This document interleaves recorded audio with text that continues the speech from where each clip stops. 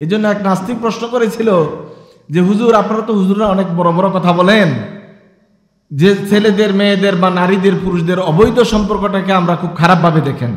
এটা খারাপভাবে দেখার কি আছে? ধরেন জমির মালিক আমি, এই আমার জমির মালিক কে চাষ করলো না করলো এটা আমার ব্যাপার, আপনার তো চিন্তা করার কিছু নেই। তো আমার যৌবনের মালিক আমি, এটা আমি কোন মেয়েরে দিলাম, কোন পুরুষকে দিলাম, এটা তো আপনাদের ভাববার কিছু নেই। যৌক্তিক কথা। তো আমি বলেছিলাম যে এই কথা ঠিক, আপনার কথা এর সাথে আমি একমত, তবে আগে মালিকানা সাব্যস্ত করেন আপনি আপনার মালিক কিনা। তখন তাকে বলছিলাম যে আপনার দাঁতটা সাদা হয়ে নরবেরো হয়ে যায়, আপনি কি রাখতে পারেন? আচ্ছা বলেন তো, কোনো মানুষ কি চায় যে তার দাঁতটি পরে যাক? কোন লোক কি চায় যে তার দাড়ি সাদা হোক, চুল সাদা হোক? আরে কলব কিনে নিজের পকেটে পয়সা খরচ করে কালো রং কিনে চুল কালো করে, কি জন্য?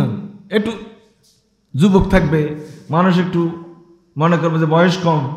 আর একটা সায়েন্টিফিক বিষয় কি জানেন? বয়স যখন 60-এর নিচে থাকে, কত 60-এর নিচে থাকে, তখন মানুষ শুধু জুয়ান হইতে চায়। যদি আপনি জিজ্ঞেস করেন আপনার বয়স তো মনে হয় 70-এর কাছে, কি 70, আমার বয়স 35, সেটা অর্ধেক করে দিবে, মানে এটা হলো সায়েন্টিফিক বিষয়। আর যখন 60-এর উপরে চলে যায়, মানে আর কমানোর কোনো লাইন কাট নাই, তখন আবার বয়স বাড়াইতে থাকে। তো আপনার বয়স কত? আমার বয়স তো 80 চলে, আসলে বয়স হচ্ছে না 60। এখন দেখছে যে নিচের দিকে এসে পোষাইবে না, উপরের দিকে বাড়াইয়া কিছু সুবিধা নেওয়া যায় কিনা। আর যখন মাঝামাঝি থাকে তো নিচের দিকে এসে সুবিধা নেওয়া যায় কিনা। এই যে এটা মানুষ হলো এইভাবে চলার মানসিকতা আল্লাহ তাআলা এইভাবে তৈরি করে রাখছেন। আল্লাহ এই তাহলে আমি লোকটাকে বললাম, ঠিক আছে আপনার দাঁত যে নড়াচড়া করে এটাকে একটু বন্ধ করেন, কেন? এটা কি সম্ভব নেই, এটা তো প্রাকৃতিক, দেখছেন? তারপর আল্লাহ শব্দটা মুখ দিয়েও করতে না, কি প্রাকৃতিক।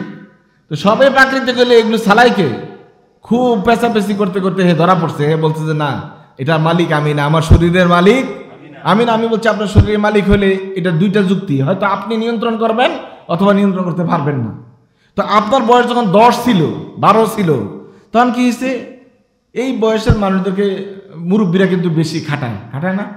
এই পানি টান, এই জবটা দে, এই উজুর পানি টান, এই বাজার খরচা নিয়ে আয়, এইরকম শুধু একটার পরে একটা। আপনাদের দেশে কি কয়? হারা কয়নি, হারা। হ্যাঁ, এই তো মাশাআল্লাহ মিলে গেছে, হারা দেন। হারা দিতে দিতে বেটা বড় বিরক্ত গেছে। ছোট বয়স তো 12-13 বছর, 10 বছর। হে মনে মনে করছে যাই এখনই যদি আমি 30-40 বছর বয়সে যেত ভালো ছিল, কারণ হারা হন তার ভাল লাগে না, গেলে কিটা হারা দিয়ে। এইরকম একটা বিরক্তির পরে এই বাচ্চাটা কি ইচ্ছা করার পরে 30 বছর বয়স হইতে পারছেনি? পারছে না? এখনই আবার 30 বছর হয়ে গেলে সুবিধা আছে? সম্ভব না, কারণ এটা কি হবে একটা নির্দিষ্ট সময়ে। তো বুঝা গেল আপনার বয়সের নিয়ন্ত্রক আপনি না, এটা আরেক জায়গায় চাবি। আবার যখন বুড়ো হয়ে গেছেন, দাঁত নড়চড় করে, একসময় তো শ্বশুর বাড়িতে যাইতেন, এরা গরিব ছিল, এখন তো তারা ধনী হয়ে গেছে, বিদেশ গেছে, অনেক টাকার মালিক। দুলাভাই গেলে তো যে আয়োজন করে, এরা শুধু তাকে থাকেন, খাইতে পারেন না। শালা সম্বন্ধীরা আছে, এরা খালি বলতেছে কি দুলাভাই এত কিছু দিলাম, খান না? ওই ভাই এখন তো পারি না, আগের মতো পারি না। আগের মতো পারেন না কেন? ওই দাঁত নাই, এখন তো দাঁত নাই, খাইতে পারে না, বয়স হয়ে গেছে। একটু খাইলে মনে হয় সারাদিন পেট ভরা। তো খাইয়ে তো বড় বেশি মুসিবত, যত কম খায় তত ভালো থাকে। তাহলে বুঝে গেল নিয়ন্ত্রণ তার হাতে নাই। বললাম যে আপনি আপনার মালিক না, আমরা বলি সব আমার, কোনোটাই কিন্তু আমার না।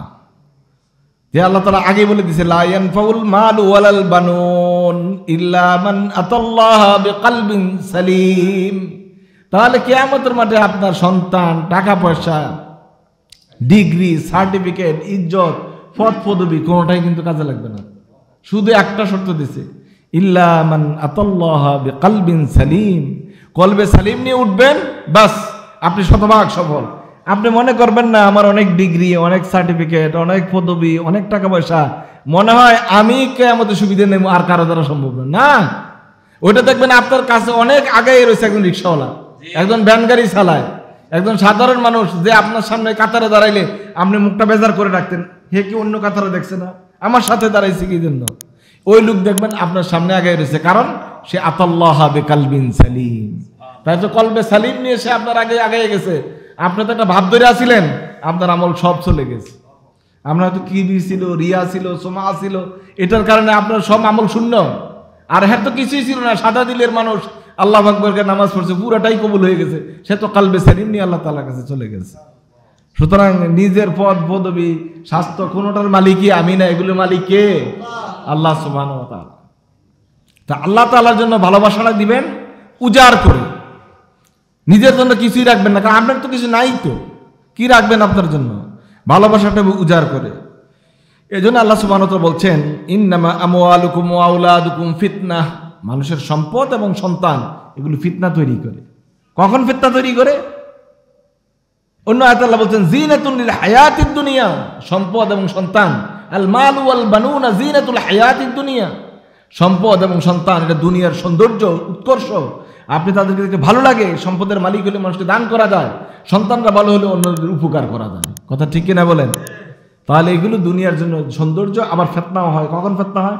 আপনার 5টা ছেলে আছে, আপনি তো চায়ের স্টলে বসে বসে বলতেছেন, ঠ্যাং দুলাইতেছেন, চা খাইতেছেন, 5টা ছেলে উপযুক্ত, 5টা ছেলে লাঠিয়াল, আমরা তো গ্রামে আর কেউ ভাবতেই দেন না। এটা হলো ফিতনা।